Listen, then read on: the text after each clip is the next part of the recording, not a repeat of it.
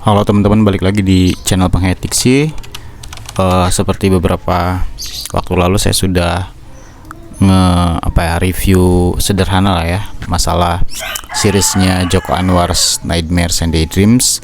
Dan saat itu episode pertama dari total 7 episode. Sekarang saya ingin bahas masalah episode kedua ya, dari yang salah satu masterpiece-nya Mas Joko Anwar. Dan sekarang di Netflix itu yang top one ya untuk di serial horror thriller psikologis di Indonesia itu Joko Anwar's Nightmares and Daydreams. Dan udah banyak banget reviewer film yang secara advance memberi teori, konspirasi, Easter eggs di dalamnya segala macam lah ya. Tapi kalau saya ingin yang sederhana, apa sih yang bisa kita ambil dari episode yang kedua ya? Judul dari episode yang kedua ini dari Joko Anwar's Nightmares and Daydreams adalah The Orphans ya, atau anak yatim ya gitu. Ada dua sosok di sini yang diperankan Nirina Zubir sama saya lupa satu lagi tuh. Pokoknya Iyos dan Ipah ya. Ipah itu Nirina Zubir, suaminya itu Iyos. Oke. Mereka hidup sebagai pemulung sampah yang kebetulan syutingnya bukan kebetulan ya, memang sudah didesain secara matang. Itu langsung di TKP tempat pembuangan sampah akhir di Bantar Gebang ya. Mereka tinggal di sana, memiliki rumah di sana, tinggal di sana gitu ya, sekalipun rumahnya ngontrak. Bahkan gubuk pun itu masih ngontrak, dan mereka terlilit tunggakan kontrakan ya ke salah satu preman yang memfasilitasi gubuk itu gitu ya.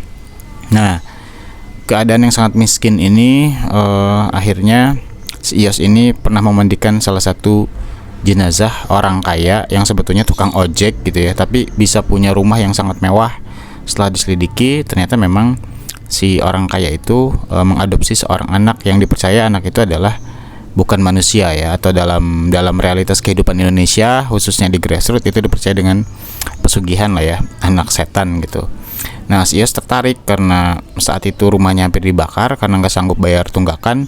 Akhirnya tertarik, memutuskan untuk ya udah kita adopsi aja, padahal udah tahu konsekuensinya adalah kekayaannya hanya akan bertahan selama 7 hari ya, atau berbagai macam rezeki itu akan hadir dalam rentang 7 hari saja. Di hari ke-7 si yang pengadopsinya itu orang tuanya pasti mati gitu ya. Begitupun dengan orang yang sebelum mengadopsi si nama anaknya si Syafin yang diadopsi. Orang yang mengadopsi si Syafin sebelum si Iyos dan Ipah ini juga meninggal, dan Iyos ini pura-pura ikut mandiin jenazah karena ingin mengetahui informasi berbagai macam informasi terkait dengan pengadopsian anak setan ini gitu ya. Akhirnya kaya. Pokoknya di hari ke-7 mati, dan mereka udah tahu itu. Nah, mereka punya niatan pokoknya dapat duit dulu, kaya dulu. Di hari ke-7 mereka bunuh aja anak setan ya gitu ya.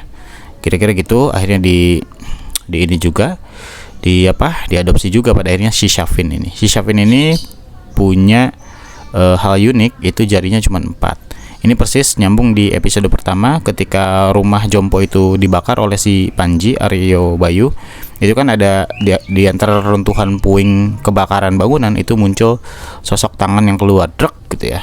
Tapi tangannya 4. Nah, besar kemungkinan, banyak teori, dan memang itu si Syafin sebetulnya. Karena memang dari bayi 2 bayi aneh itu ya yang bisa ngasih muda kembali itu salah satunya keluar dengan jari 4, dan dipercaya itu si Syafin. Nah, si Syafin diadopsi di hari pertama oke. Hari kedua mulai pada bermunculan uang, tiba-tiba ada emas di dalam teko gitu ya, perhiasan, kemudian diajak makan segala macam. Karena syaratnya agar si Syafin ini bisa memberikan materi kekayaan itu dia harus dirawat, harus dibikin senang gitu ya.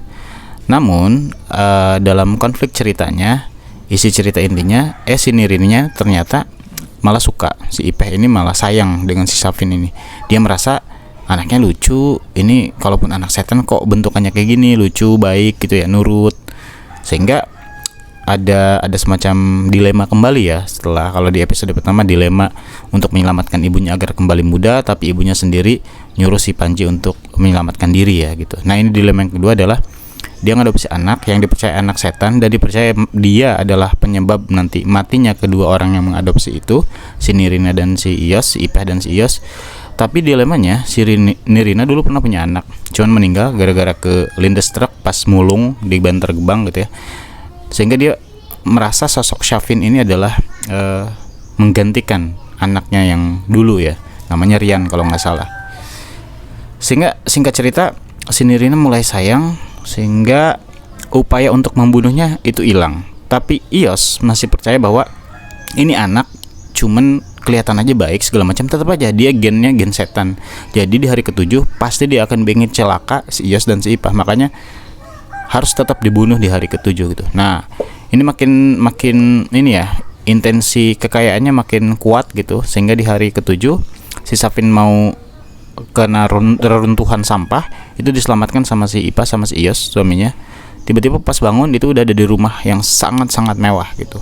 Dan si Ios ya seneng lah ya, udah ada sertifikat atas nama Ios dan Ipah segala macam lah, peralatannya lengkap segala macam.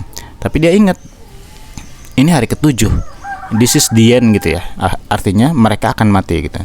Nah, ketika jalan-jalan gitu kan, si Iosnya sempat berkonflik juga dengan si Syafin karena ngerasa lu tuh anak setan gitu ya, sampai pernah digampar lah, sehingga Syafin mungkin sakit hati tapi akhirnya minta maaf lah gitu. Nah, di hari itu juga di rumah itu tiba-tiba gebruk gitu, ada bunyi ledakan, ternyata uang dalam karung yang sangat banyak. Artinya segala macam kekayaan yang selama ini dimimpikan oleh si Ios, terutama si Ios ya, itu sudah ada. Artinya final stage-nya adalah ya udah, demi semua harta ini tetap ada, mereka tetap hidup, harus dibunuhlah si anak setan ini yang mereka adopsi namanya Syafin. Akhirnya wah, segala macam skema, tetap Nirina akhirnya menyelamatkan Syafin yang saat itu sudah diikat dan siap dikuburkan oleh si Ios di halaman rumah mewahnya. Akhirnya dibawa kembali si Syafin itu ke Bantar Gebang, tempat atau rumah pertama mereka, dan di sanalah kemudian si Ios tetap maksa akan membunuh Syafin. Karena dilema kasih sayang seorang si Ipah terhadap Syafin yang sudah dianggap anaknya, akhirnya malah si Nirina semacam proses gitu ya, kerasukan secara psikologis, akhirnya malah menusuk suaminya sendiri, si Ios. Dan si Ios ketika mau dimintakan pertama-tama, udah emang endingnya mau kayak gini gitu kan, kita kan emang mau mati di hari ketujuh, mungkin ini caranya gitu. Akhirnya melihat suami tercintanya, karena mereka ini hampir jarang berantem ya, berantemnya masalah uang aja, karena belum bayar ini belum tuh. Akhirnya Nirina memutuskan daripada kehilangan suaminya, sekalipun hidup dengan harta dan juga si Syafin, tapi dia tetap cintanya adalah suaminya itu si Ios ya. Sehingga Nirina memutuskan bunuh diri gitu ya.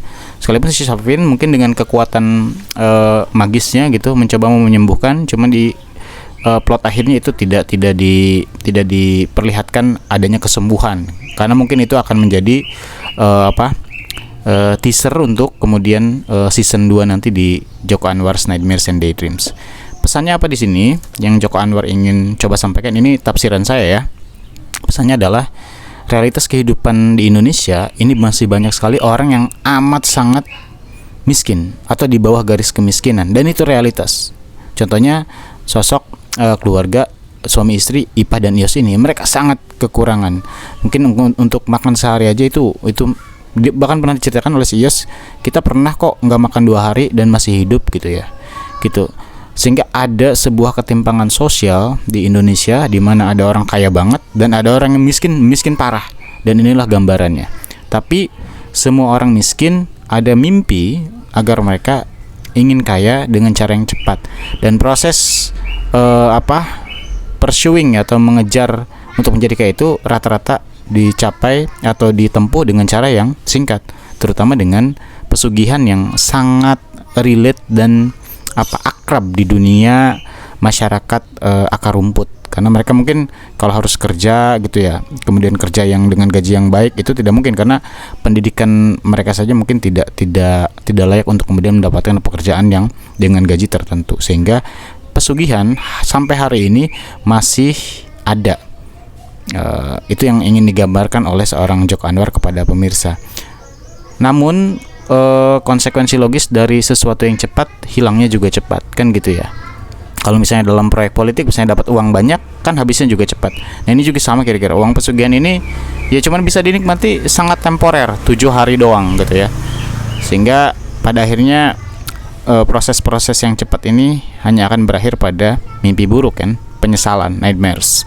mimpi buruk, penyesalan bahwa memang hidup ya nggak bisa berproses cepat itu gitu. Saya kira itu pesan penting dari yang kedua ini, masalah nanti ada Easter eggs atau teori-teori yang kemudian berhubungan satu sama lain dengan episode yang lain. Saya kira itu bisa teman-teman tafsirkan sendiri, karena saya tidak membahas masalah itu, tapi membahas pesan sosial yang ingin coba disampaikan oleh seorang filmmaker bernama Joko Anwar kepada masyarakat yang memang masalah ini sangat realistis ada sampai hari ini. Masyarakat yang sangat miskin, ketimpangan dengan misalnya katakan Bohir 9 Naga, kan jauh banget ya antara langit dan bumi tingkat kemampuan ekonominya. Sehingga banyak kadang kita masyarakat misalnya mudah saja misalnya menggusur tanah di mana, memberikan kompensasi dalam bentuk rumah susun, dalam bentuk uang, tapi pada akhirnya itu merenggut sebuah kenyamanan yang sudah mereka nikmati secara lama, sekalipun dengan kehidupan yang sangat sederhana, tapi mereka menikmati itu dan bisa bertahan dengan itu. Sedangkan skema-skema pemerintah tertentu yang memaksa mereka misalnya untuk pergi, untuk merubah profesi, itu terkadang tidak selalu baik. Saya kira itu. Nanti kita lanjutkan di episode 3, itu tentang apa. Jadi teman-teman, untuk yang ingin menjadi orang kaya, kita yakinkan bahwa ada proses yang amat sangat panjang untuk meraih itu. Alih-alih misalnya pergi ke pesugihan dan berujung pada sesuatu yang sama sekali kita tidak inginkan. Oke, thank you ya. Sampai jumpa lagi di review episode 3. Bye-bye.